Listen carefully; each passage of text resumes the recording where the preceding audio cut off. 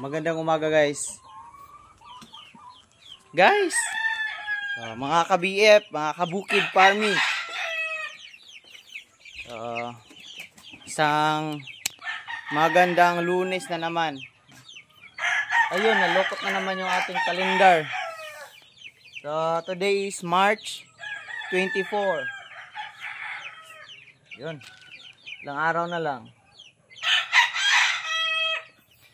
6 na araw na lang ka-BF, matatapos na ang March.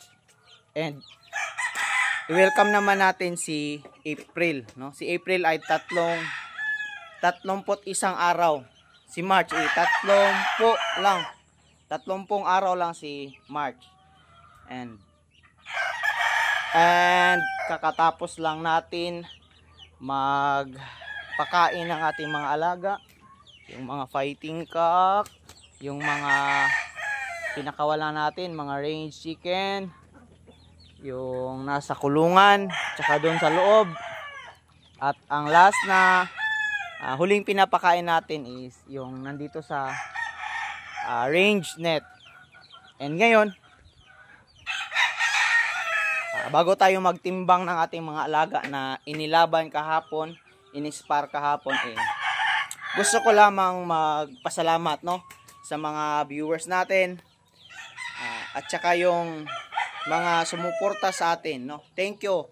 Maraming salamat sa inyong lahat. And magpapasalamat din ako sa nung nakaraang linggo na nagfight tayo doon sa Tagawisan, mga kaibigan natin doon, mga tropa ni Brad Noli, no, Antonio. Shout out sa inyo, ha. Shout out sa iyo, Brad Noli, Antonio of Tagawisan, no. Natuwa talaga ako and nag-enjoy talaga kami sa trip na yon, no. Second fight, no. Ay kalawang linggo ng training na pinalaban natin sila sa iba't ibang manok na may iba't ibang klaseng fighting style, no. Na nag-enjoy tayo. And kahapon, guys, yung ikatlong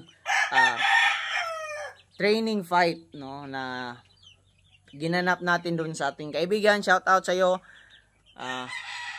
Do Lawrence Abria. Thank you kayo, Do, no, na-enjoy me sa imong mga manok, no. Maayo kay mong mga manok, mga Boston. Ang gagaling ng mga alaga nimo. Thank you kayo. And sa mga kasama natin kahapon, si Brad Palong, si Brad Tabong, and si Brother Archie, no.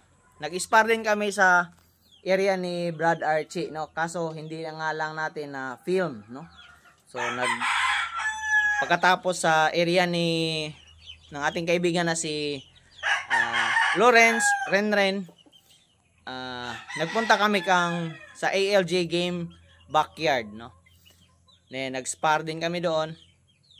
Hindi lang namin binidyo kasi nakainom-inom na kami. Nalimutan ko nang mag-video, no. Nakalimutan ko nang mag-video. Pero okay lang kasi nag-perform yung mga manok, no. Nagulat si Brad Archie, no. Si Darb, nagulat siya na, wow, ang galing ng mga manok, no. Yung mga ilalaban natin. So gumaling sila masyado kahapon. So this week is anong gagawin natin this week? No. Una, itimbang natin sila ngayon gamit ang ating digital weighing scale and yung record book. March 24, Monday, itimbang natin and ilagay natin sila sa scratching pen, no, sa fly pen at the same time scratch pen, no? So sige, gawin na natin.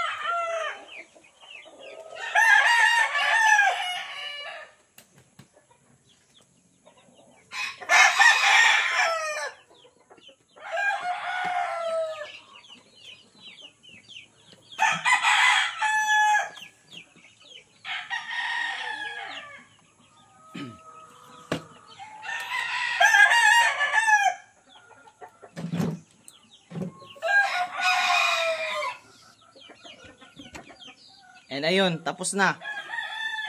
So, malaki ang ibinawas ng ating mga alaga.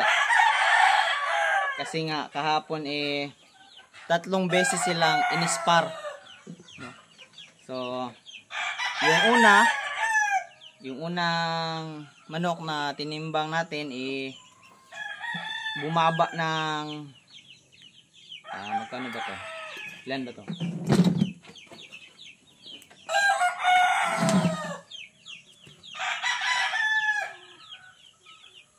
No, kahapon hindi tayo nagtimbang. So, dapat pala nagtimbang tayo kahapon. So, last Saturday ang timbang nila is nung unang manok na nilagay natin sa timbangan is 2050. So, 2 kilos and 50 grams. Ngayon, ang timbang niya is nasa 2 kilos and 13 grams na lang. 50 minus 13 is bumaba ng 37 kilos. Ang laki ng binawas ng ating mga alaga. So, dapat ma-recover natin yon para bumalik yung mga lakas nila. 37. Yung pangalawa, yung ikalawa na tinimbang natin is nung Saturday is 2 kilos and 239 grams. So ngayon is nasa 21 na lang. 2 kilos and 173 grams. So, i-minus natin ito. 239 minus 173. So, 66 kilos ang ibinaba ng timbang ng ikalawang manok na tinimbang natin.